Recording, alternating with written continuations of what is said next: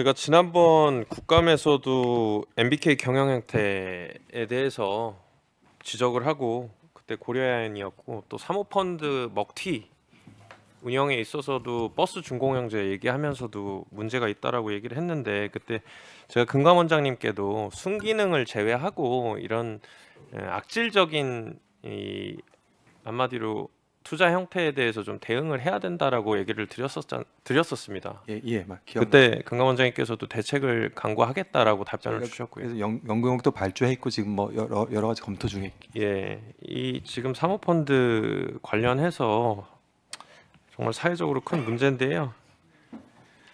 지금 홈플러스 임직원이 19,500명 수준이고 입점 기업이 8천여 개, 납품업체까지 하면은 경제활동 인구가 대략 한 10만 명 정도로 추산이 됩니다. 혹시 김광일 대표님 홈플러스 회생 이후에 매각하실 겁니까? 아니면 정상 운영하실 겁니까? 저희한테 권리가 없고 회생 계획 법원에 승인받는 거에 따라 되어 있습니다. 일단은 정상 영업, 정상 운영하는데 일단은 예. 그러니까 회생 법원에 있는 건 알고 있고요. 그 이유를 얘기하는 거지 않습니까? 지금으로선 저희가 어떤 계획이 있는 건 아닙니다. 그러니까 매각을 하는 것도 그럼 가능성을 두고 있는 거예요? 그건 뭐 채권자 협의회의 의견이 더 중요하겠죠. 그건요. 근데 저희가 어떤 뭐 회생 이후의 절차를 염두에 두고 준비해서 회생을 신청한 게 아니라요. 네. 부도날까봐 급히 회생을 신청한 거거든요. 알겠습니다. 아까 다른 의원들께서 다 지적을 해주셨고 신용등급 하향 조정이 됨에 따라서 금융조달 비용이 상승한다고 뭐 예상돼서 기업회생 신청을 좀 했다. 근데 신용등급 하락이 기업어음 발행이나 금융 문제로 이어진다는 결론이 없다는 것까지 다 얘기가 나왔습니다. 일반적으로 우량채로 인정이 되고 이게 기업회생의 주요 원인이 된다라고 주장하기엔 인과관계가 좀 약해요. 근데 이 절차를 한번 살펴보면요. 회생 신청을 보면은 자정이 조금 지나서 0시 3분에 하셨어요. 맞죠? 예, 뭐 그렇습니다. 네. 내용 잘 모르세요? 뭐 그날 뭐 밤 늦게까지 밤을 새워가면서 신청서를 준비하고 준비된 대로 넣었기 때문에 그 시간이 맞을 겁니다. 네, 당일 11시간 만에 개시 결정을 받았어요. 근데 우리 의원실에서 파악을 해보니까 24년 법원에서 기업회생 개시 결정 걸리는 평균 기간이 어떻게 되는지 아십니까? 제가 이번에 개시 결정 받으면서 들은 바로는 하루 만에 나온 게 가장 빠르다고 들었습니다. 네, 평균 시일이 47.4일이에요. 이게 작년부터 위기설이 있었던 건설사들도 보면은 신동아 건설이 16일, 대우조선 해양건설이 14일, 오늘 얘기 나왔던 삼부토건도 10일 소요됐어요. 근데 어떻게 3일 만에 서류를 준비해서 법원이 바로 개시 결정을 내리는지 참 의문이 듭니다. 그래서 절차를 좀 더 들여다봤어요. 통상적으로 전자소송 시스템 기업회생을 신청하게 되면은 사건 배당팀에 접수가 됩니다. 팀에서 재판부로 사건 배당이 되고 재판부가 사건을 인지하고 그때부터 대표자 신문 절차라는 이 회생 여부에 대한 심사를 진행을 하게 돼요. 근데 홈플러스 신청 과정을 보면 자정에 신청한 사건을 바로 사건 배당팀에 새벽 1시에 공식 접수해서 재판부로 넘겨요. 1시간 만에. 그리고 재판부가 이를 몇 시에 인지했는지는 모르는데 결론적으로 아침에 홈플러스한테 연락을 해가지고 신문 일정을 잡았다. 이렇게 돼요. 그리고 10시에 신문이 열렸죠. 그렇죠? 예, 10시 신문했습니다. 네. 아까 말씀드린 대로 보통 평균 한 47일 걸리는 거를 이게 지금 신문이 바로 열릴 걸로 예상을 해가지고 뭐 현장에서 이 기다리고 있었는지 모르겠어요. 네? 그건 아닙니다. 아니 근데 근처에서 대기를 하고 있지도 않았는데 어떻게 바로 그 심리 절차에 바로 참여를 합니까? 저희 그 변호사님 지도에 따라서 저희가 신청을 준비했고요. 그 절차를 진행했습니다. 아니 그러니까 그건 알겠는데요. 보통 심리 절차가 얼마나 걸릴지에 대해서 알 수가 없는 건데 어떻게 그렇게 빨리 10시에 결정이 나고 11시쯤인가 심리 참여를 한 거죠. 그죠? 그 부분은 뭐 저희는 그날 경황이 없어서요. 변호사님께서 말씀하신 대로 법원에 갔고. 네, 알겠습니다. 예. 그리고 또 하나 확인한 게 있는데 메리츠 금융그룹 주요 채권사 맞죠? 예, 맞습니다. 여기도 회생 신청을 뉴스를 보고 알았다고 합니다. 보통 기업 회생은 워크아웃 같은 것들 채권자랑 논의하고 진행하죠. 논의하셨어요? 사전에 논의하지 않았습니다. 그러니까 당장 상거래 못할 정도로 돈이 없는 것도 아니고. 근데 왜 바로 법원으로 갑니까? 채권자랑 상의도 안 하고. 송구하지만 작년에 팀원 위F 사태를 보면서 부도가 난 다음에 회생하는 건 늦다고 생각했고요. 부도 위험이 있으면 빨리 대책을 세워야 된다고 생각했습니다. 송구합니다. 뭐 그런 것도 있고 일각에서는 이런 얘기도 있어요. 메리츠 금융그룹에서 1.2조 원 차입한 거. 이거 고금리 금융부채에 대한 이 차환 비용이 증가하니까 기습적으로 신청한 거 아니냐. 이렇게도 충분히 생각할 수 있을 것 같은데 어떻게 생각하세요? 그런 의도는 전혀 없었습니다. 그리고 우리 존경한 민병덕 의원님이 아까 지적을 해주셨는데 3월 4일이라는 날이 입점 업체 1월분 판매 대금 지급하는 날이었죠. 예, 맞습니다. 근데 하필 3월 4일에 회생 신청을 또 해요. 이것도 생각한 바 없습니까? 저희가 그 당시엔 경황이 없어서 송구합니다. 경황이 없고 송구하다는 얘기 좀 그만하세요. 제대로 된 답변을 못하면 맨날 송구하다는 얘기만 합니까? 이거 기업회생 신청 사유도 석연치 않고 채권자 논의도 안 하고 자구책도 없고 이게 대국민 기만극 아닙니까? 그래놓고서는 지금 정상 운영하겠다, 매각 안 하겠다. 매각할 것 같으니까 질문하는 거 아니겠어요? 지금 하는 행태를 보니까.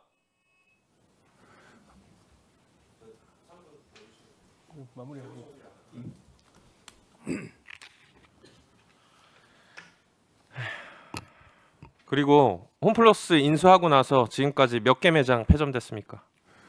16개 매장 폐점했습니다. 10년 동안에. 맞아요. 우리 존경하는 김남근 의원님이 아까 얘기했지만 차입 매수. 그러니까 이게 일반인들한테 비교를 해보면은 이제 부동산에서 얘기하는 레버리지 투자라는 거죠. 그죠?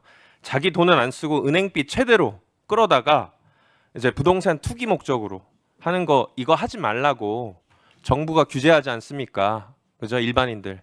근데 지금 MBK가 지금 똑같은 거 한 거 아닙니까? 맞죠? 7.2조 원 인수자금 중에 2.2조 원 투자자 펀드로 마련하고 5조 원 정도가 지금 다 차입해가지고서는 진행한 거로 2015년에 다 나왔어요. 그죠? 우선주까지 포함하면 3.1조가 저희 지분 투자 금액입니다. 그러니까 그 얘기가 없다가 이제 와서 얘기하는 거고. 그리고 홈플러스 인수하고 MBK가 홈플러스 인수하고 2016년부터 23년까지 지출된 금융권 이자 비용 얼마예요? 그건 제가 회계기준서 상에서 보면은 약 3조 원이에요. 3조 1,000억 원. 똑같은 기간 동안에 영업이익 얼마입니까? 그것도 제가 잘 5천억이에요. 영업이익이 약 5천억이고 이자가 3조입니다. 이거 돈 벌어서 이자 갚을 때 이 돈 버는 걸로도 부족한 거야. 이자만 해도. 그러니까 갚을 돈 없으니까 뭘 하겠어요. 아까 16개 팔았다고 했죠. 알짜 매장 부동산 팔아가지고 이자 갚을 수밖에 없죠. 송구합니다만 3조엔 지금 부동산 임대료가 있고요. 들어가 있습니다. 2015년 기준으로 얘기 드린 거예요. 그 이후에도 그럼 그때 얘기를 하시죠. 정확히. 그땐 얘기 없었지 않습니까? MBK에서. 이제 와가지고선 얘기하고 계세요. 홈플러스가 2016년부터 20년 2월까지 장단기 차입금 내역 보면은 한 2조 7천억 원 감소했어요. 같은 시기에 매각한 부동산 자금이 2조 2천억 원이에요. 그러니까 MBK가 영업이익으로 대출 이자 갚고 인수대금은 이제 매장 판 걸로 갚아온 거죠. 그러니까 점포가 줄고 매출이 줄고 인력도 줄고 경쟁력도 없어지고 하는 거겠죠. 근데 재밌는 게 있어요. MBK가 그 기간 동안에 챙겨간 돈 좀 봅시다. 지난 10년 동안 지급한 배당 규모 어떻게 됩니까? 저희 보통주가 받은 배당은 0원이고요. 우선주가 현금 배당을 매년 300억 안팎 받은 게 있습니다. 10년 동안 배당 규모가 7천억이고 24년 공시된 자료에 따르면은 상환전환 우선주 1조로 늘어나 있어요. 홈플러스 순손실 계속 증가하는데 배당하고 운용 보수만 는 겁니다. 배고르시겠어요? 저희가 배당 받은 건 없습니다. 그건 수치는 좀 저희가 달리 설명드리겠습니다. 오해가 좀 있으신 것 같습니다. 그건 나중에 설명하시고 이런 식으로 MBK가 계속 경영을 해왔는데 이게 MBK 파트너스 문제만 아니라고 봅니다. 금융당국에서도 이런 부분에 대해서 좀 짜임새 있게 내용을 좀 구체적으로 들어가서 제가 김병환 위원장이 얘기하신 것처럼 순기능이 있다는 것도 알죠. 근데 지금 우리가 순기능만 보고 이런 사건을 우리가 겪고 있는 거 아니겠습니까? 사회적으로. 이 부분에 대해서 좀 적극적으로 검토해가지고 실질적인 대응책을 좀 마련을 해야 될 때라고 생각이 듭니다. 예, 알겠습니다. 자, 그러면 지금부터 잠시만 주목해 주시기 바랍니다. 제가 구독자분들을 위해서 선물 하나를 준비했는데요. 제가 항상 여러분들께 드리는 말씀이 있습니다. 뉴스만 평소에 잘 챙겨보셔도 돈이 되고 돈을 벌 수 있다라고 말씀을 드렸는데요. 여러분들은 여기 보시는 삼성전자 뉴스를 보고 어떤 생각이 드세요? 아니면 정치인들의 뉴스, 날씨 뉴스를 보고는 어떤 생각이 드시나요? 그냥 뉴스만 보고 끝내는지 아니면 이 뉴스를 어떻게 이용할 수 있는지 이 부분을 고민하고 계시는지를 되물어보고 싶습니다. 그 이유가 뭐냐 하면 제가 지난번에 여러분들께 뭐라고 말씀을 드렸었죠? 지금은 반도체 섹터를 눈여겨보셔야 한다고 말씀드렸습니다. 그리고 나서 이런 썸네일들 뉴스를 통해서 많이 보셨을 겁니다. 반도체 내용이 이슈가 됐을 때 부자들은 어떻게 생각한다? 반도체 관련주들은 뭐가 있는지, 어떤 종목이 가장 좋은지, 어디에 투자해야 돈이 몰리는지 자연스럽게 생각한다고 제가 말씀을 드렸죠. 그 이유가 뭐냐 하면 부자들이 봤을 때는 이슈가 곧 돈으로 이어지고 그 이슈가 나에게 돈을 벌어준다는 경험적 확신이 있기 때문에 부자들은 항상 이런 사회적 이슈를 관심 있게 챙겨본다고 제가 말씀을 드렸습니다. 이번에도 마찬가지인데요. 제가 지난번에 시청자분들과 함께하는 주식으로 수익 내기 이벤트를 진행했었죠. 당연히 100% 무료로 진행을 했었고요. 여기 보시면 아시겠지만 제가 지난번에도 구독이라고 보내주신 모든 시청자분들께 반도체 관련주 중에 가장 크게 급등할 딱 한 종목, 많은 종목도 아니라 한미반도체 한 종목을 여러분들께 추천드렸어요. 그러면서 여기 나와 있는 대로 정확히 얼마에 매수해야 하는지 그리고 수익률이 어느 정도 나왔을 때 팔아야 하는지를 이런 부분들까지 여러분들에게 정확히 알려드렸었는데 지금 실제로 어떻게 되었다? 오른쪽을 보시면 아시겠지만 제가 지난번 문자 발송으로 이 한미반도체를 소개해드리고 나서 실제로 이렇게 5배 이상 어마무시한 상승이 나왔습니다. 100만 원만 투자를 했어도 무려 500만 원이 넘는 수익금이 생긴 거죠. 그래서 당시에도 굉장히 많은 분들이 제가 드린 이 한미반도체로 수익을 내실 수가 있으셨을 텐데요. 다시 한번 축하드린다고 말씀을 드리겠고 이번에도 마찬가지입니다. 앞으로도 2024년, 2025년 계속해서 기대해볼 섹터는 AI입니다. 그 중에서도 AI 반도체는 그 누구도 부정할 수 없는 미래성장 산업입니다. 그러면 우리가 어떻게 생각해 볼 수 있을까요? AI 반도체 종목 중에 앞으로 크게 대장 역할을 하면서 10배 이상 급등할 수 있는 텐베고 종목을 지금부터 열심히 추적해야 한다는 겁니다. 큰 돈을 투자하지 않더라도 월급의 일부분 아주 소액이라도 이 종목을 모아가야 수백 %의 수익률을 손에 쥘 수 있는 것이죠.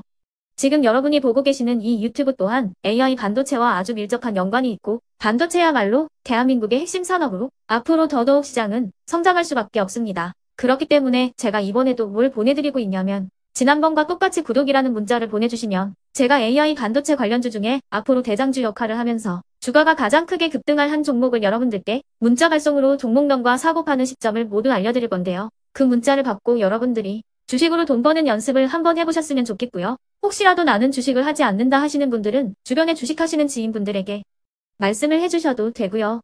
아니면 연세가 있으셔서 투자가 어렵다 하시는 분들은 이 종목을 자녀분들에게 한번 사봐라. 이걸로 한번 수익을 내봐라. 이렇게 조언을 해주실 수도 있는 거겠죠.